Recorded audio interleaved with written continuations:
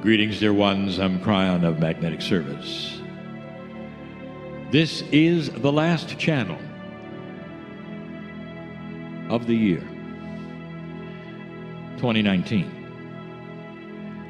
In the Yucatan Peninsula, where the ancients have left their energy and their imprint, their wisdom, their knowledge, a node of the planet that is activated along with the others. You sit in a special place, dear ones, and I want to tell you some things of which I also started to tell you last week in a place called Newport. It has to do with the difference between what was before 2012 in your life and now.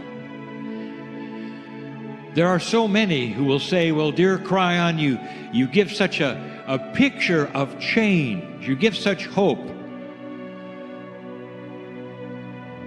But why? We've heard about the cycles. We've heard about the potentials. We know about the field. We've even learned that consciousness is beginning to be measured. What else might there be that would lift us so much out of an older human consciousness where all we did was war? What is it?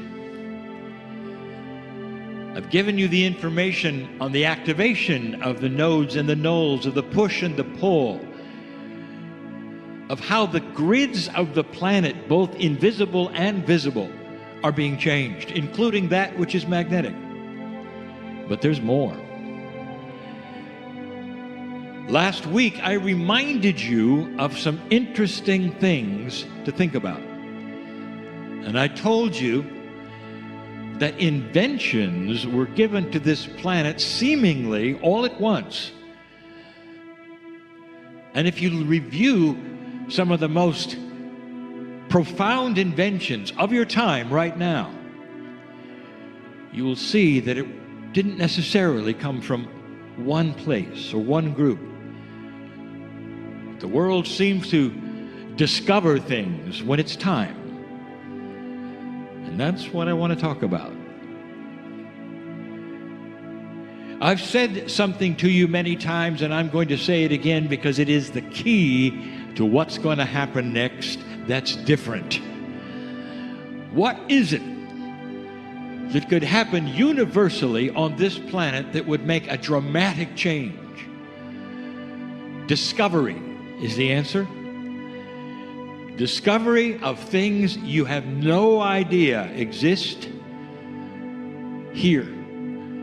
Not somewhere else, but here. You don't know what you don't know. You really don't.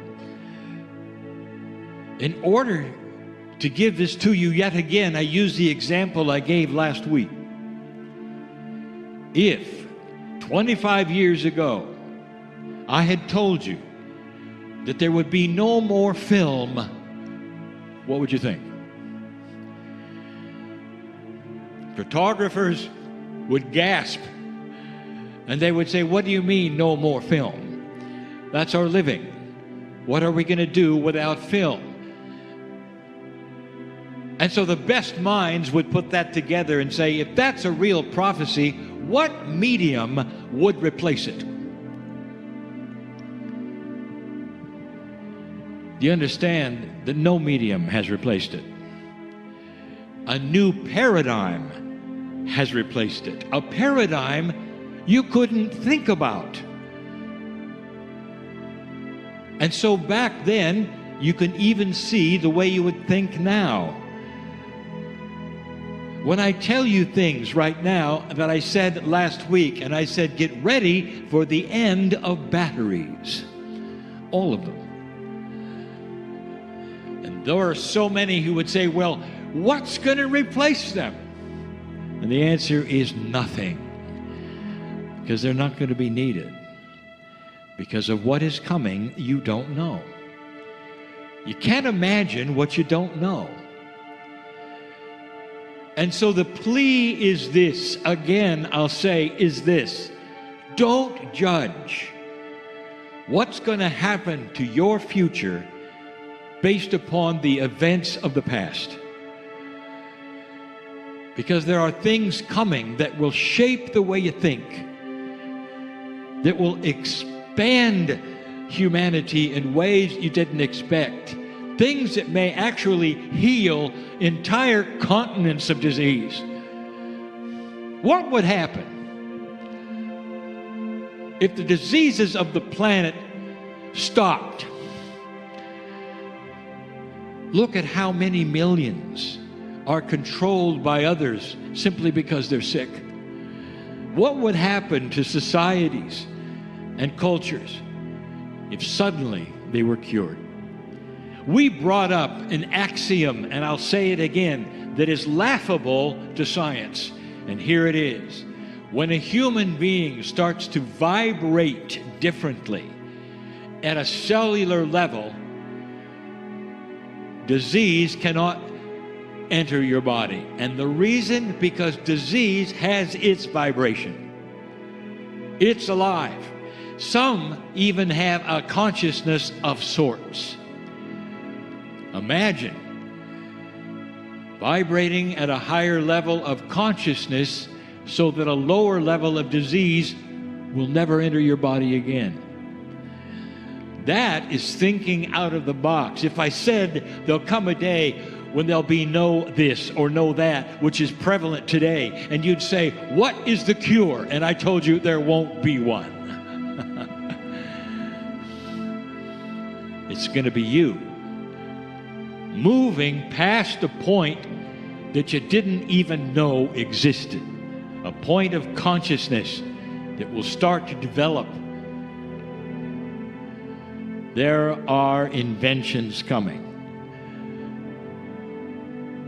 that I cannot describe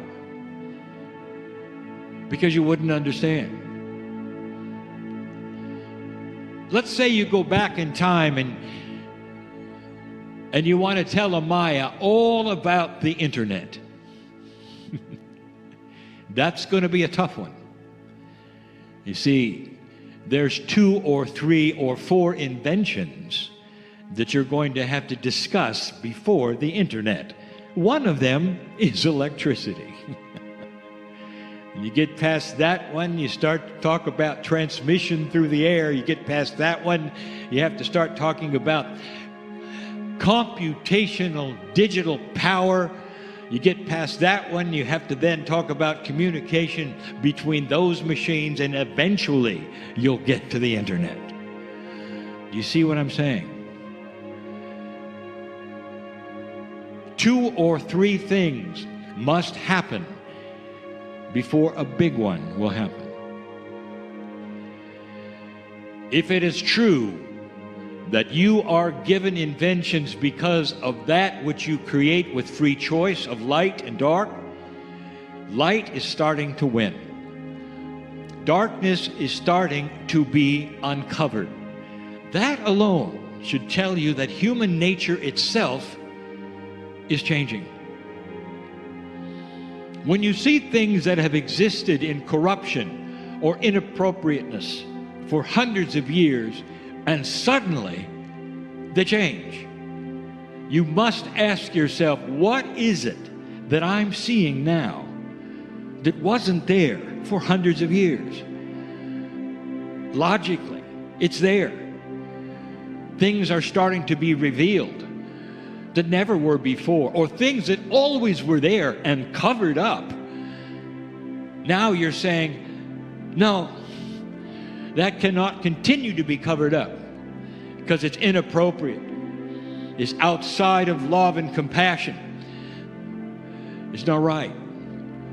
That is an example of light starting to win. That is an example of a raised consciousness.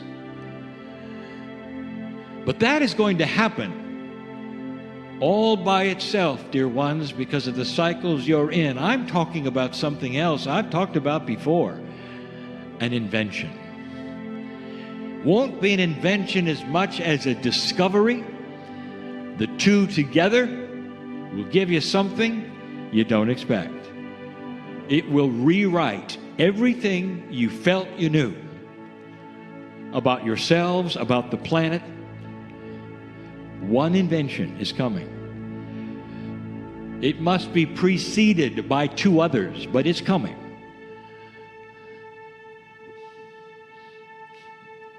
In 2 Kings, there's a story that I've told so many times. And people say, why do you keep telling the story? Now you'll understand. Elijah was about to ascend, and he would be the only human who chose his ascension time and asked it to be recorded and documented by Elisha, his understudy.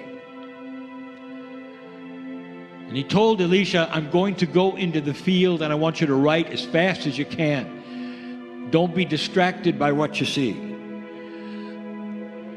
but record it well and be accurate. And as the story is told, and accurately, by the way, dear ones, Elijah, a man of intense wisdom and connection to God and Spirit, walked into the field, raised his hands, and turned into a ball of light. Turned into a ball of light. And Elisha wrote it down and watched it, tears running down his cheeks. Nothing came and got him. No light descended from the heavens. Elijah turned into his own ball of light, 8 meters wide. So bright you couldn't look at it. Brighter than a welder's torch, this was. And that's where it got a name. Elisha had seen something that no other human being had ever seen. The vehicle that the soul rides in, a multi-dimensional bubble filled with patterns that mean things and languages, all right there in front of him. And it replaced his master. The corporeal Elijah had vanished. And this ball of light then seemed to be carried by 3 white horses into the heaven, a metaphor, dear ones, of the power of that 3. We've talked about it so often before. How many spiritual systems have a 3 involved in their divinity? Start to count them. It means something. It's a catalyst for humanity. That was a long time ago. Now, why do I tell you that yet again? What if I told you something is coming that would allow you to see the same thing? To see the same thing in the same way. What is it Elisha saw and wrote about it? What was the mechanics of this? And I'll tell you, it was the ability for a moment to see multi-dimensional life and things that are outside of 3D. You cannot. But there is an invention coming that will. We've given you hints about how this might work and how you might see it through instruments. Crude at first, using supercooling. We've told you. That ought to give a hint of what it's measuring.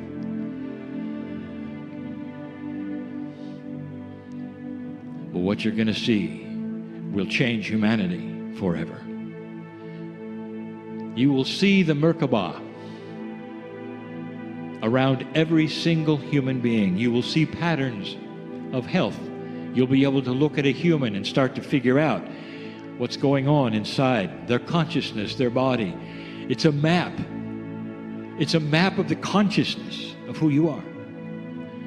right in front of your eyes. You think that might change something. It'll change everything. The first questions you'll ask is, what is it? Why is it there? What is it saying? It will rewrite spirituality on the planet. Rewrite it. You got to start again, because it's going to show magnificence. You're not going to see one human who's dark and one human who's light. You're not going to see that which you think is there. Instead, you're going to see an equality that is beautiful, human to human to human to human. Oh, but wait, what's that around the trees? But wait, what's that around the rocks? There's a geologist in the room. I'd better be careful. There's life everywhere that you didn't expect. How can I tell you what you don't know and you can't imagine? It's going to rewrite biology. It's going to rewrite the definition of what life has to be, because it moves. There are definitions and words coming that will be buzzwords in the future that you don't have today. It's going to show coherence. It may even show the field. It is the beginning of a planet's ascension track. You don't get that until you're ready to move to the next level. A society that would never kill itself or even think about that, an unconscionable act, would be to take another's life. That's coming as common sense, dear ones, as common sense. That war is not an answer to anything. It's a horror. It's never solved any problem on the planet. And that's going away. The gyrations of learning will be difficult, because you cannot come from thousands of years of dirt into the light without studying what it means and how to do it. There's going to be a slow integration of light into the dark. I told you that before. The world does not have to end for it to start again. This cycle doesn't mean the planet is going to die and then be reborn. It does not have to follow suit to other civilizations, some of whom died with pandemic of their own making. Not you. You're still here. And that ought to tell you what's next. What's next is an integration, difficult as it may seem, of light and dark that's never happened before. Old soul, every single one of you came with this potential. Old soul, I've said, it is your lineage. It's your lineage. It's why you're here. And it's just the beginning. It is just the beginning. It is just the beginning. For you will return, and every time you come, consciousness will be raised a little more and a little more. And it's going to be a comfortable thing for you to walk into this planet as a newborn and pick up where you ended before. Evolution will not be a better corporeal body. It will be consciousness. Evolution, totally consciousness. I've said this before for those who say you're not coming back because you're tired or you're done. Yes, you are. How would it feel to come back with an intuitive mind so you'd never make the same mistakes you made before? Would that change things? And the answer is, of course. Of course. What if high consciousness was this way? That it knows in the field what works and what doesn't work, with relationships, with business, with partners. That you wouldn't make the same mistakes because you don't have to plow through darkness anymore. You'd know it because there's light there now in your path. That is conscious evolution. And that has never occurred. You don't know what you don't know. You cannot say what happened in the past then is the map for the future. It isn't. You'll see it isn't. Kryon, why are the things happening on the planet right now that are so difficult?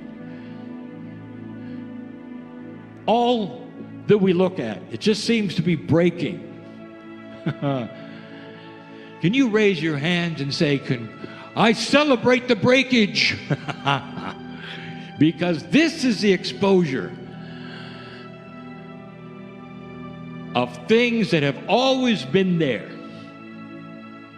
that you don't want, and you're seeing it now, right in your face.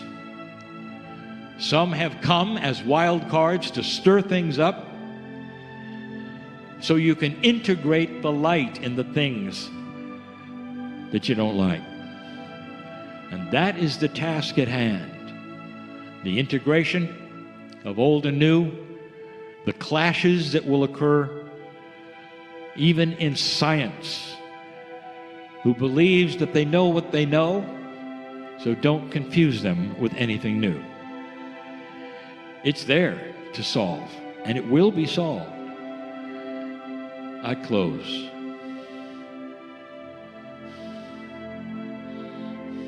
What Elisha saw in the field was the most magnificent thing a human has ever seen. The Merkaba, a piece of the soul, a multidimensional, compassionate light, burning brighter than a welder's arc, and yet there was a color involved. Some have asked, what is the color of spirit? What is the color of God? And I will tell you, as you see colors, it is so limited. You can say you think you know what a color palette is, but you have no idea.